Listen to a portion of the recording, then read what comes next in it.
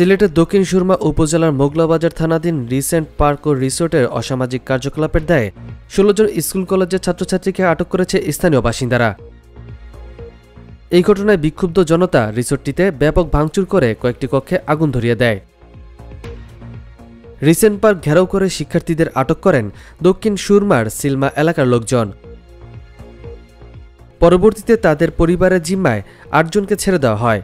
বাকি ৮ জনকে স্থানীয় কাজী ডেকে বিভিন্ন পরিমাণের দেনমোহর ঠিক করে বিয়ে দিয়ে দেন স্থানীয় বাসিন্দারা। বিয়ে দেওয়ার বিষয়টি নিশ্চিত করেছেন সিলাম ইউনিয়নের কাজী আব্দুল বারী। বিবাহিতদের মধ্যে ৩ জনের ১০ লাখ করে, একজনকে ১২ লক্ষ টাকা দেনমোহরে বিয়ে সম্পন্ন করা হয়। বিয়ে দেওয়া ৪ যুগলের মধ্যে সিলেট, দক্ষিণ সুরমা, বিশ্বনাথ ও ওসমানগঞ্জ উপজেলার বাসিন্দা রয়েছে।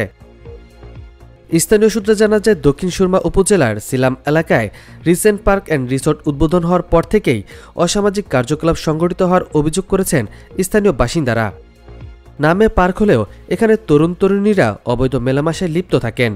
স্কুল কলেজের ছাত্রছাত্রী ও প্রেমিক প্রেমিকারা এইসব কক্ষ ভাড়া নিয়ে নিরাপদে অসামাজিক কার্যকলাপ করেন।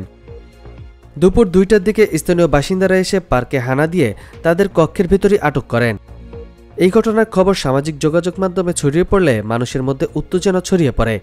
পরে সেখানে দক্ষিণ সুরমা উপজেলার বিএনপি সহসভাপতি তাইজুল ইসলাম তাজুল, যুক্তরাষ্ট্রের বিএনপি সহসভাপতি আবেদ রাজা, বিশিষ্ট মুরব্বী ফজলু মিয়া, রফিকুল হক শফিক, ইউপি সদস্য আমিরুল ইসলাম মাসুম ও বিএনপির অন্যান্য নেতাকর্মীরা সহ গণ্যমান্য ব্যক্তিবর্গ ছুটে এসে পরিস্থিতি নিয়ন্ত্রণে আনেন।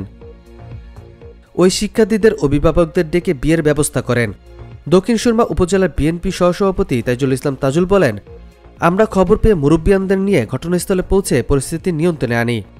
পরে আটক শিক্ষার্থীদের অভিভাবকদের এনে ৮ জনকে বিয়ে পড়িয়ে দেই, বাকিদেরকে পরিবারের জিম্মায় দিয়ে দেই।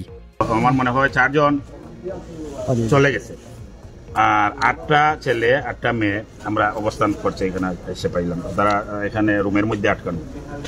পরবর্তীতে আমাদের মোগলাবাজার থানার ওসি মহোদয় সহ তারা ফোর্সও এসেছেন, তাদের সাথেও আমাদের কথা হয়েছে। এই ব্যাপারে মোগলবাজার থানার ভারপ্রাপ্ত কর্মকর্তা ওসি মোহাম্মদ খন্দকার মোস্তাফিজুর রহমান বলেন, খবর পেয়ে ঘটনাস্থলে মোগলবাজার থানা পুলিশ যায়। তবে স্থানীয় মুরব্বীরা ওই শিক্ষার্থীদের অভিভাবকদের ডেকে তাদের জিম্মায় দিয়ে দেন। তবে তিনি বিয়ের বিষয় সম্পর্কে জানেন না বলে জানান।